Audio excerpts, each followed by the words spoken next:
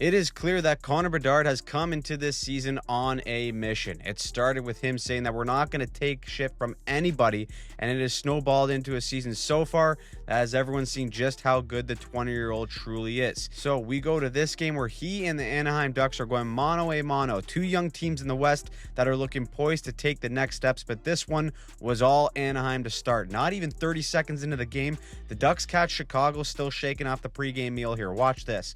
Off a Blackhawks dump in, Anaheim is going to handle the rim perfectly. The D picks it up on his backhand. He flips his hips so that he can make the play on his forehand, makes it easier for him to control this play entirely. He chips it past the two Blackhawks, giving heavy pressure on the rim play. One of them is Bedard, by the way. And look at the level of awareness that these guys are playing with at this speed. Terry is going to catch the puck here and plays it forward with his hand without touching the puck with his stick. Now, with Uncle Leo Carlson swinging in, he's actually not even sure he can play this with his stick with the potential of it being whistled down for a hand pass. So he plays it safe by just tying up the stick of the Hawks D while pushing him back to make space underneath for Terry to follow through. You even see the stripes wave off the hand pass. Terry picks it up and they're off to the races, and the Ducks capitalize with a finish from Cutter Gauthier. Just like that, 15 seconds in, it's 1-0. Next shift, the Ducks win a face-off, and anytime you lose a draw, it is an automatic man-on-man coverage. Chicago, though, has a little bit of miscommunication. You get two Hawks fleeing to the puck here, and that leaves Zellweger all alone. Enough time to watch all three Lord of the Rings movies, and he buries. Not even 45 seconds in, and the Hawks are down 2-0, and it gets worse. Seneke finds the skate of Kreider for the backdoor finish. This is 3-0 Ducks 10 minutes in, and it looks like it's going to be a blowout. But the Hawks get a late power play in the first with a chance to stop the bleeding, so this is when Bedard steps up. The Hawks get in their 1-3-1 power play setup with Bedard having possession of the puck. Now he's going to give it to the point man, and then he's going to roll up high to give himself all kinds of space to get the puck back and attack downhill with options. Now on our Bedard breakdown a few weeks ago, we highlighted all the options he has from this particular spot. He can straight up step in and rip it, or he can use that shooting threat as a decoy to get defenders and goalies to square up and then feed Bertuzzi backdoor. But truly special players create even when all their options are limited. So the Ducks PK actually play this setup really well here. First, Lacombe is going to step right up into Bedard's face and take away that shot lane. That's great D. Then Trouba's like, yeah, I've seen this all before. I'm covering Bertuzzi all day. You even see Big Bert here activating the mini stick goalie stance to try and bounce one in. So what does Bedard do? He improvises. He holds on to the puck, drives down the goal line, and now the diamond structure of the PK has to shift to compensate. Bedard gets the eyes up, finds Nazar in the slot, he rips it, and the funny part is it ends up going off a Big Bert anyways. Just like that, Chicago's on the board. It's now 3-1 Ducks. Now the seed is planted. Let's go halfway through the second, and the Blackhawks are looking for the strong side winger here to bump it into the middle to get Bedard the puck with a full head of steam. We know he's noticeably quicker this year based on all the numbers, but this is why a guy like Burakovsky has been a huge pickup for the Blackhawks. You got to have guys who can make plays with Bedard, so he feels the heat of two Ducks breathing down his neck here. He knows this puck has to be one-touched right into the middle right away. No time to dust it off, and the execution is just perfect. It is a one-touch beat right to Bedard, 2-on-1 break, and look at this line, son of a gun. He gets wide, loads up the puck on his back foot, keeps his eyes on the Tendy show shot all the way. Nope, gotcha. He slides it right over for the 1T, and now it is 3-2. Then they get a little bit of help from Spencer the Dark Knight. This is the one thing that has been different for Chicago this year. It is goaltending. Spencer Knight has been incredible for the Blackhawks this year. He's playing so well. He's getting Olympic consideration for Team USA. He has a couple of massive saves as the Ducks push back, but it stays 3-2.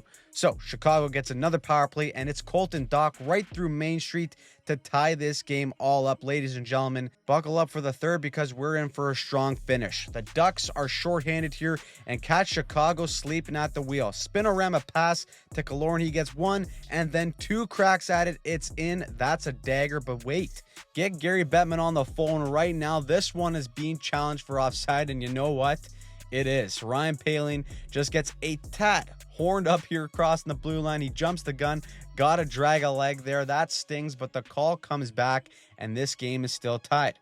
5 minutes later, face off in Anaheim zone. It looks like they're going to head up the ice for an attack, but no. Killorn loses the puck right to Connor Bedard. He goes backhand, forehand. Billy Husso is caught belly to ice, sliding into the corner, and Bedard tucks it for the finish. That is some slick Rick stuff. Subtle little detail on this play here. Again, goes to Andre Burakovsky. He doesn't get an assist on this play, but he takes a great route to force Killorn into making a move that ultimately leads to the Bedard goal, and that is the magic of surrounding elite talent with some players who can play. Of course, down by one, the Ducks pressed a couple bouncing pucks around the net. None of it goes, and to top it all off, the Ducks pull their goalie. Puck squirts out to Bedard, and from his own blue line, he lays a dime right into the empty net. And then watch this. He starts instantly chirping the bench of Anaheim. I'd imagine a little Kirk Cousins action there. You like that? You better get used to it. 4-point night for the kid, and that wasn't even the end of it. At the end of the game, he was going right at it with Mason McTavish.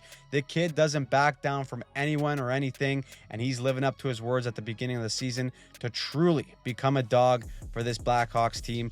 I personally love seeing this from superstars too. It reminds me a lot of a young Sidney Crosby. Crosby got the whole crybaby Crosby treatment back in the day, but Sid was never backing down from any battles, and it just lifts an entire team. We've seen it throughout Bedard throughout his young career, especially this season. He's not afraid to get in the mix and drag his team into the battle emotionally. It's also something we see out of Macklin Celebrini too. These kids get it. It's not like you got to drop the gloves or anything, but you can't let guys push you around, and these two have no problem mixing it up and giving it back to guys that are trying to get them off their game.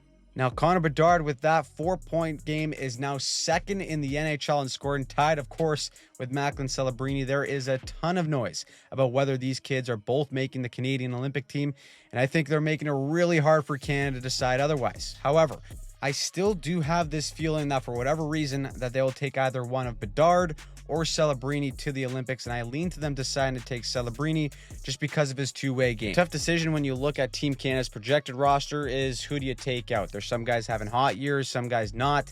Sam Bennett, Mark Scheifele, Nick Suzuki, Tom Wilson, Seth Jarvis.